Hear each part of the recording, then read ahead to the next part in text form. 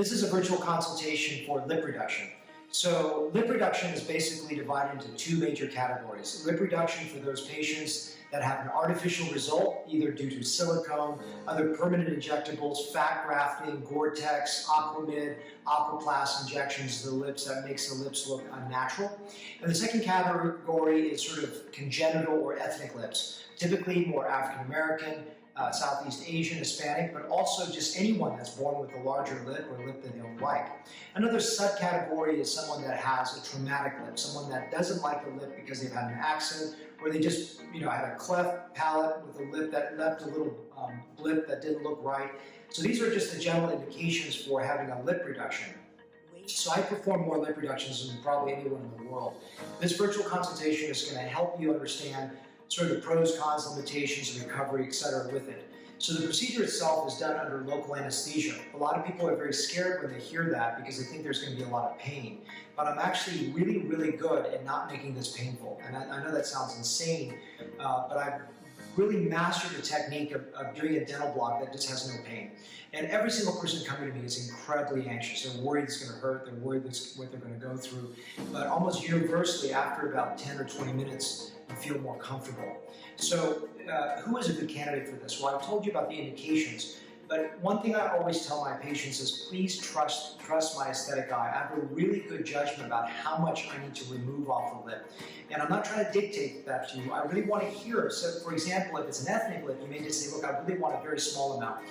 If it's an artificial lip, though, I really want you to trust me to try to get it as natural as possible, rather than you're saying, oh, take a little bit off. I do not like unnatural results. And so if you're going to pick me, I really need to help you get a natural result. So, some patients come to me and they say, look, I just want a little bit taken off. And I can take little or more, but there is a trust level where you're going to say, Dr. Lamb, you've done so many, maybe thousands of these, where you're able to guide me. So that's part of the things I want to guide you to what would aesthetically look good for you. For an ethnic lip, of course, that's more complicated because you need to take enough off to make it look as if it was worth your while, but not so much that it creates a dysfunction or a problem. And I'm not here to take the maximal I can. I'm taking the amount that I need, minimal amount that I need to get the result that I want, whether it's going to be less ethnic, less hanging, less artificial, whatever it may be. And I can't promise you perfection, but hopefully good improvements with this. So where do I make this incision? The incision is along the wet-dry lip interface. That is, here's a dry lip, here's a wet lip. I take down amount of dry or amount of wet is proportional. So this is a trick that I've actually developed myself. Almost everything I've learned when I was in Asia learning was going from the wet lip inside, pulling the lip in. There are several problems with that technique. The first problem is that the wet lip, if you drag dry lip inside, it's artificial. It doesn't work. The dry lip should not be sitting inside your lip. And that doesn't hide an incision. If you look at my line, I have a line there, and that line is a natural cleavage point between dry and wet lips. So it's something that I want you to know that incision typically just melts away. It's not something that I'm really worried about. With African Americans, there is a little variation in terms of how it's not a keloid, there's no scarring that I really see.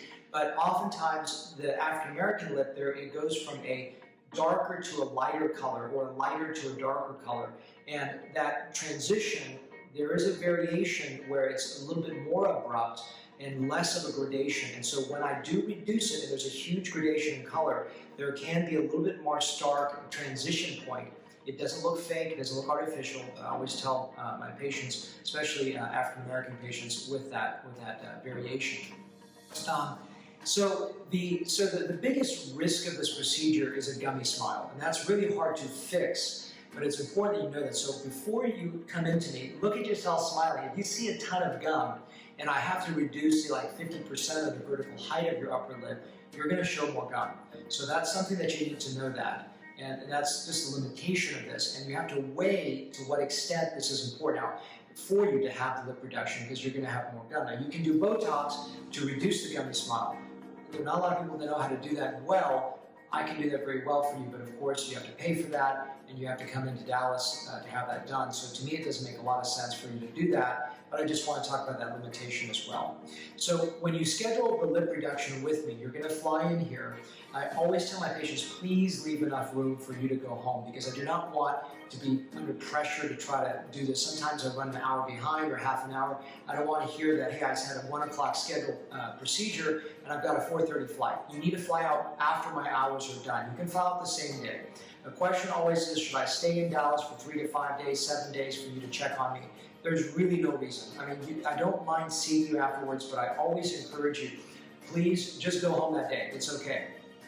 A couple things, if there's a little bleeding afterwards, it's normal. If the stitch pops here or there, it's actually normal because I have so much redundancy there, I'm not even worried about it. For the first 7 days, you're going to be on a soft diet.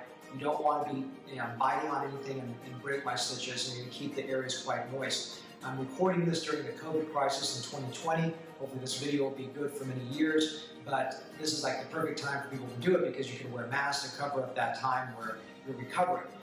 However, the biggest issue with the recovery, if this is post-COVID time, is the fact that the stitches are visible. And I always tell my patients to try to create a white lie, because people don't know why a lip reduction is performed. A lot of people think, oh, you just have stitches there. You can say you had some trauma, you had some gum surgery. That makes it a little bit easier. Those stitches do dissolve. They take about 2 weeks to dissolve. So don't panic if they're still there for a week. They'll take a little longer to dissolve. I don't want anything touched before 10 days. I don't want you to be trimming or pulling things out. If something is still there, after 10 days, you could trim them and let them sort of fall out by themselves if they haven't quite completely gone away.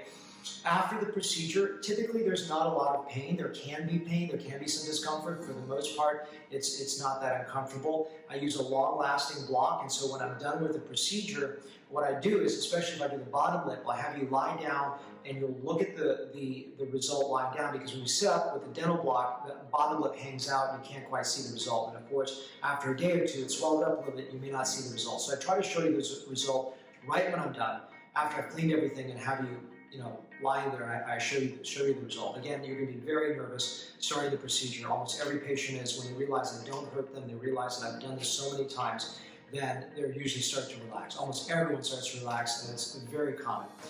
One thing that I want you to tell my staff before you come in here is whether you have cold sores, like herpetic outbreaks. If you have that, I've got to put you on the Valtrex, which is an anti-herpetic medication to minimize that outbreak chance. Other than that, we just give you some steroid pills, we do a pregnancy test and all those things, and then you can fly out later that night.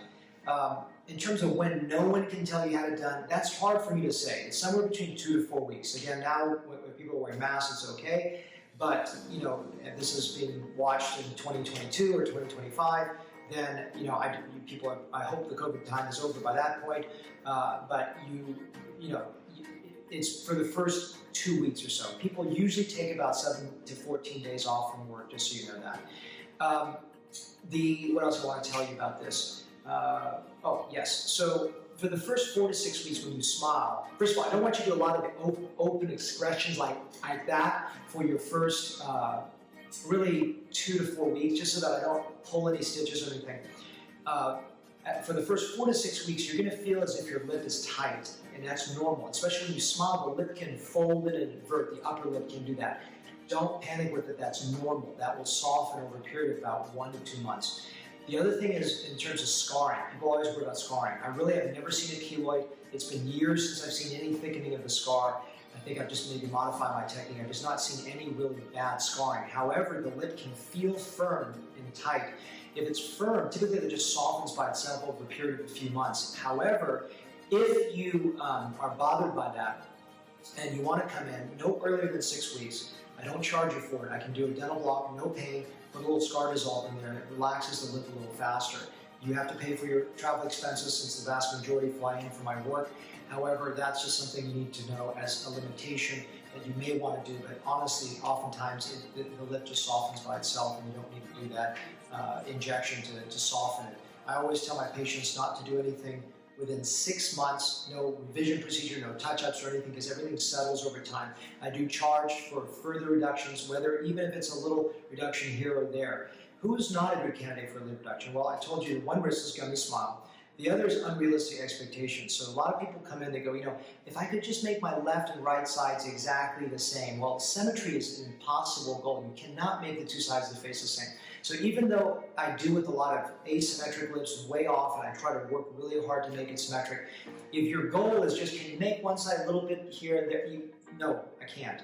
But when you smile, there's a gum that's hanging inside, I fix those. If the lip just is not proportional to the way you look, that makes sense.